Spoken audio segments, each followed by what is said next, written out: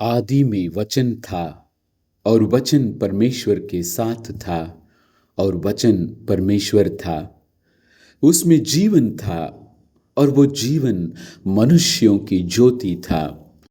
क्रिस्त यीशु में प्रिय भाइयों और बहनों, जब भी हम परमेश्वर का वचन सुनते हैं तो हम जीवन प्राप्त करते हैं, क्योंकि परमेश्वर का वचन जीवन है, जिंदा है। परमेश्वर के वचन सुनने से हम ज्योति ग्रहण करते हैं, जिससे ज्योति की संतान बनते हैं, जो अंधकार की संतान से बिल्कुल अलग है। आज आप यहाँ संयोगवश नहीं बल्कि दिव्य चुनाव से आए हैं, ताकि परमेश्वर आपको जीवन दे सकें, ज्योति दे सकें। मेरी यही प्रार्थना है कि संदेश के माध्यम से परमेश्वर के वचन की समझ आपको गहरी हो, आपका विश्वास प्रबल हो और हमारे प्रभु यीशु मसीह की महिमामय दूसरे आगमन के समय स्वर्ग राज्य में प्रवेश पाने का योग्य बने।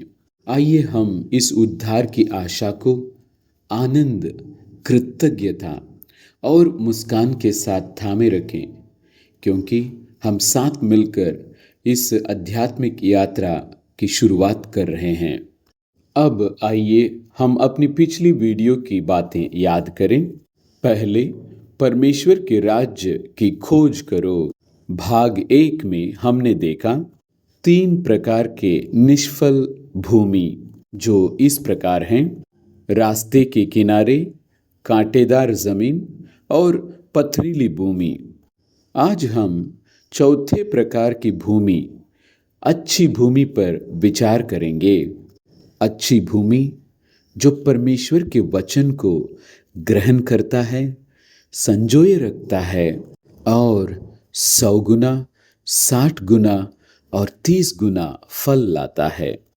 तो आइए हम शुरुआत करें। पहले परमेश्वर के राज्य की खोज करो भाग 2। याकूब कहते हैं, परमेश्वर का वचन एक दर्पण है जो हमारी आध्यात्मिक परिस्थिति को दर्शाता है। लेकिन जब भी हम परमेश्वर का वचन सुनते हैं, हम दूसरों की ओर उंगली उठाते हैं। अरे ये उपदेश तो उनके लिए है, उनको इस संदेश जरूर सुनना चाहिए। लेकिन आज इस दर्पण में हम अपने आप को देखेंगे और ये सवाल करेंगे, परमेश्वर के वचन के अनुसार मैं कौन हूँ? क्या मैं परमेश्वर के वचन के अनुसार बनाया जा रहा हूँ? मैं कैसे अपने जीवन में रास्ते के किनारे, पथरीली भूमि और कांटेदार भूमि पर विजय पा सकता हूँ? दूसरे शब्दों में, मैं अच्छी भूमि कैसे बन सकता हूँ जो 100 गुना, 60 गुना और 30 गुना फल लाता है? इन सारे सवालों का जवाब हम परमेश्वर के वचन के अनुसार देखेंगे। भीतर झांकने का साहस। जरा सोचिए, आप एक दर्पण के सामने खड़े हैं, लेकिन यह दर्पण आपका चेहरा नहीं दिखा रहा, यह आपके हृदय को प्रकट कर रहा है। बताइए, आप उसमें क्या देखते हैं? यदि आप मुझसे पूछेंगे, मैं ईमानदारी से कहूँगा, कभी कभी मुझे कठोरता नजर आती है। ऐसी जगह जहाँ जीवन की व्यस्तताओं ने मेरी आत्मा को कठोर बना दिया है। कभी कभी कांटे नजर आते हैं, चिंताएं, व्याकुलताएं जो परमेश्वर के वचन को जड़ पकड़ने से पहले ही घोंट देती है। और कभी कभी परमेश्वर के वचन को पढ़ता तो हूँ, लेकिन मेरी लापरवाही के कारण पक्षी झपट कर आते हैं और उन बीजों को चुग लेते हैं।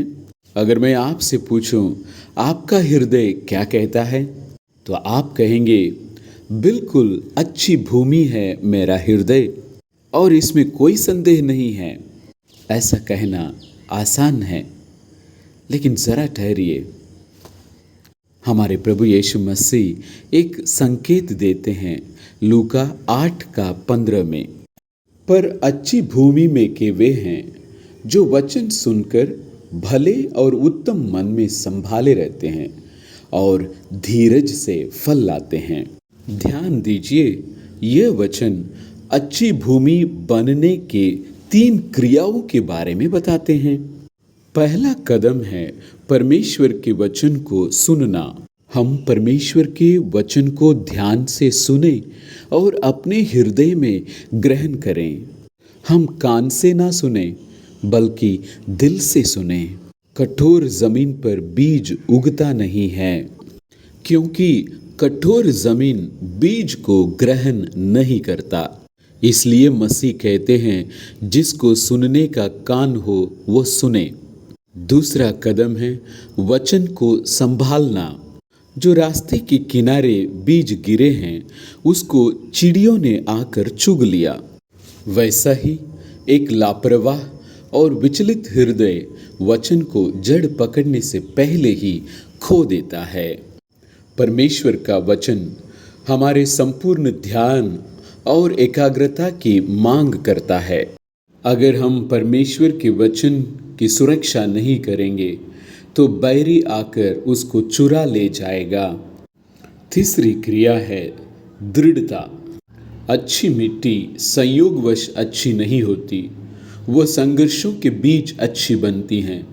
किसी समय इस अच्छी मिट्टी में भी पत्थर, कांटे और पक्षी थे जो वचन को छीन ले जाते थे, लेकिन उस मिट्टी ने हार नहीं मानी। उसने पत्थरों को तोड़ा, कांटों को उखाड़ फेंका और पक्षियों को भगाया। यही है वचन की दृढ़ता, वचन में बने रहना, ऐसी बाधाओं पर विजय पाना जो परमेश्वर के वचन को दबाना या चुरा ले जाना चाहते हैं। मिट्टी के समान हम भी हमेशा अच्छे हृदय के नहीं होते। कभी कभी हमारा हृदय पथरीली, कांटों से भरा रहता है या राह के किनारे पड़ी मिट्टी जैसे होते हैं। लेकिन जब हम इन परिस्थितियों से संघर्ष करते हैं, प्रलोभनों, चिंताओं और ध्यान भटकाने वाली बातों पर विजय पाते हैं, तब हम अच्छी मिट्टी बन सकते हैं जो 100 गुना, 60 गुना या 30 गुना फल लाते हैं। यूहन्ना 15:16 में यीशु कहते हैं, मैंने तुम्हें चुना है और ठहराया कि तुम जाकर फल लाओ और तुम्हारा फल बना रहे। केवल अच्छी मिट्टी ही ऐसा फल देती है जो बना रहता है, और केवल वही लोग जो फल उत्पन्न करते हैं परमेश्वर के राज्य में प्रवेश करते हैं। परमेश्वर का वचन एक दर्पण है। हम अपने हृदय अर्थात मिट्टी की दशा कैसे जांचें? हमें कितनी बार स्वयं की परीक्षा करनी चाहिए? इसका उत्तर है हर दिन, विशेष रूप से जब भी हम परमेश्वर का वचन सुनने आते हैं।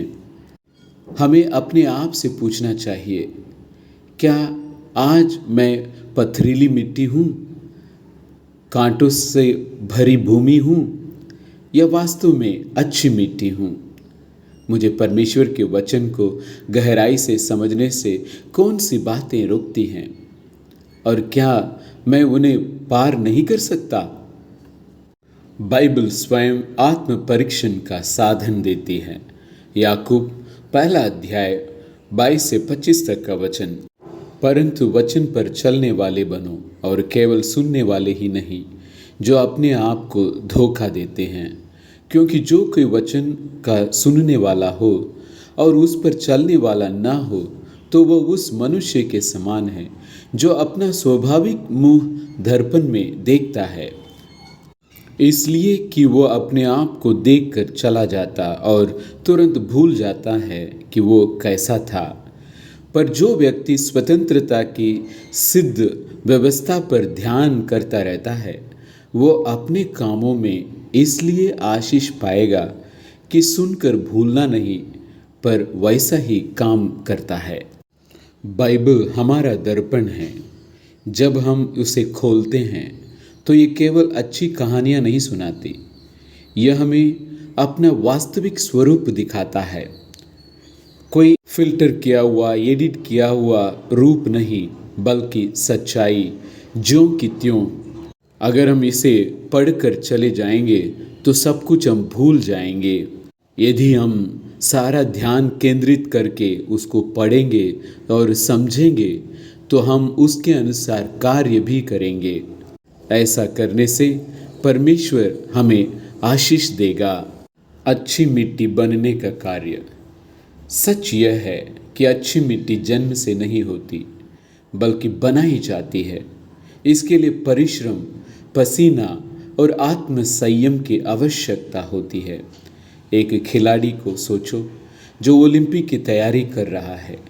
वह सोफे पर लेटे लेटे स्वर्ण पदक नहीं जीतता। वो दौड़ता है, वजन उठाता है, दर्द को सहता है। पौलुस पहला कुरिन्थियों 9वां अध्याय 24 से 27 तक के वचन में कहते हैं, क्या तुम नहीं जानते कि दौड़ में तो दौड़ते हैं सभी हैं, परंतु इनाम एक ही ले जाता है। तुम वैसे ही दौड़ो कि जीतो। और हर एक पहलवान सब प्रकार का संयम करता है। वे तो एक मुरझाने वाले मुकुट को पाने के लिए ये सब करते हैं, परंतु हम तो उस मुकुट के लिए करते हैं जो मुरझाने का नहीं। इसलिए मैं तो इसी रीति से दौड़ता हूँ, परंतु बेठिकाने नहीं। मैं भी इसी रीति से मुक्कों से लड़ता हूँ, परंतु उसके समान नहीं जो हवा पीटता हुआ लड़ता है। परंतु मैं अपनी देह को मारता कूटता और वश में लाता हूँ। ऐसा ना हो कि औरों को प्रचार करके मैं आप ही किसी रीति से निकम्मा ठहरूं। पौलुस विश्वास के जीवन की तुलना एक दौड़ से करता है। केवल वही लोग जीतते हैं जो दृढ़ निश्चय से दौड़ते हैं, अनुशासन से प्रशिक्षण पाते हैं और अंत तक धैर्य बनाए रखते हैं। तो हम अच्छी मिट्टी कैसे बने? प्रतिदिन वचन को पढ़ें और उसे अपने हृदय में ऐसे समा जाने दे जैसे सूखी भूमि में जल समा जाता है। ईमानदारी से प्रार्थना करो और अपनी सारे संघर्षों को परमेश्वर के सामने रखो। वह तुम्हारी कमजोरी से चौंकता नहीं। जो सुनो उस पर अमल करो। जो वचन कहता है उसके अनुसार चलो। चिंताओं के कांटे उखाड़ फेंको, पाप के पत्थरों को तोड़ डालो, ध्यान भटकाने वाले पक्षियों को भगाओ। एक खेदित और नम्र हृदय जो परमेश्वर के सामने झुकता है वही अनुग्रह पाता है, जिससे वो पथरीली या कांटों से भरी भूमि को उपजाऊ मिट्टी में बदल सकता है। यह सरल नहीं है, परंतु नामुमकिन भी नहीं है, क्योंकि परमेश्वर की कृपा हमारे साथ है। इस संदेश के द्वारा परमेश्वर आपको कदम उठाने के लिए बुला रहे हैं।